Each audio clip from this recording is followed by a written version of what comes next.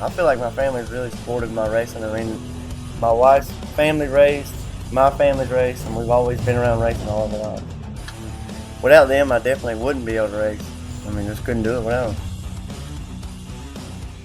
Hey, I'm Davey Lynn. I run the Twin 20 features at Montgomery Motor Speedway. Last race didn't really end the way we planned. We had a muffler dragging, so we had to go through and replace the whole exhaust system and, you know, weld everything up, make sure it was nice and tidy where it won't drag anymore. This is a muffler that took me out of the race.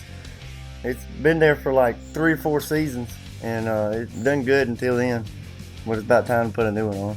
Davey's car was on spot. We had good numbers on the scales. My car, we had good numbers on the scales. We went to the track with a lot of anticipation of doing very well. I'm Tim Lynn. I run the late model sportsman for Bad Company Racing at Montgomery Motor Speedway. Well, I woke up that Saturday morning and I thought, well, I got everything right. I got everything ready. You got to get all your stuff together. You got to take care of your cars and check them over before the race. You don't ever want to go out there wondering if something's going to break. You got to be definite on all your setups and know where everything's at. Well, the Twin 20s track rule was that we had to run the same tires in both features that we qualified on. So it wasn't no tire, like changing tires and putting new tires on for the second feature. So you really had to save them the first race so you'll have something for the next. We are a father and son team. Right now we are pretty much self-supporting. We spend about $550 a set for street stock tires. We run a Hoosier 890 compound. Racing's a real expensive sport. You know, a set of tires for one of these cars is like $530, and when you're self-supporting, it takes a lot out of it. We have to save our pennies a lot. If you don't have new tires, you don't win races. You run an old set of tires, 100 laps old, and swap the new tire, you pick up a quarter of a second. So new tires kind of make or break it. By the time I rolled mine out, it was a problem because I had oil going on coming out the rear end, and we thought we had it fixed the first race, and then we had an oil leak, and then we come in, we thought we had it fixed again. We started the second race, we took the green flag, and I thought, well, we got it fixed, we're gonna be all right, you know. I was running with the guys, running in the group, and I felt the car kind of move a little bit, and then when I got in the gas, the rear end just kind of wobbled, didn't feel right.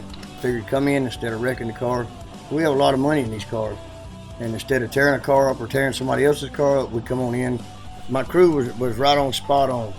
They had a jack under the car, jacked it up. They were wanting to continue.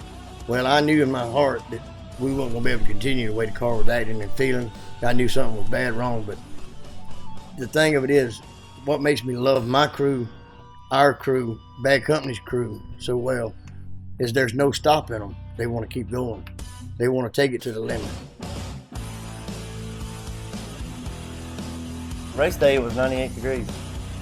You know, it may be 98 degrees outside the car, but inside the car it's 130. I qualified 4th, then they inverted, and I started on the pole for the first race. The first race was a little nervous. I mean, everybody's nervous. I felt good about the car. I felt confident in what our guys had done to it, and me and my dad put into it. It was good halfway through, and then it kind of got snappy loose. So between the 2 races, we made an adjustment, and it got a little bit better.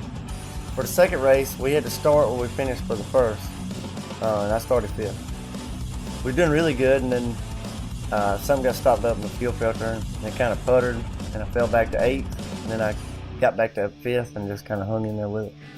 Now, Davey, this last race with Davey, I was so proud of him. I was so proud of the car. We was a little off on the suspension. The car didn't handle like it should, but Davey drove the wheels off that car, and he finished the race. It felt really good to actually finish the race and have some good data to go by for the next race. I mean, sometimes you go to the track with high expectations and you meet your expectations. Sometimes you go there with high expectations and everything turns south. But you know, you have to keep your head up, your heart with God, and just keep trying. Our next race at Montgomery Motor Speedway is August 15th. The car's gonna be more ready this time. Right now we're 4th in the points. That really, when I found that out, it really gave me a fire. And I want to bring that. I want to come on up in the point zone, and the only way to do it is make double sure that this car is ready, and it will be August 15th at Montgomery Motor Speedway.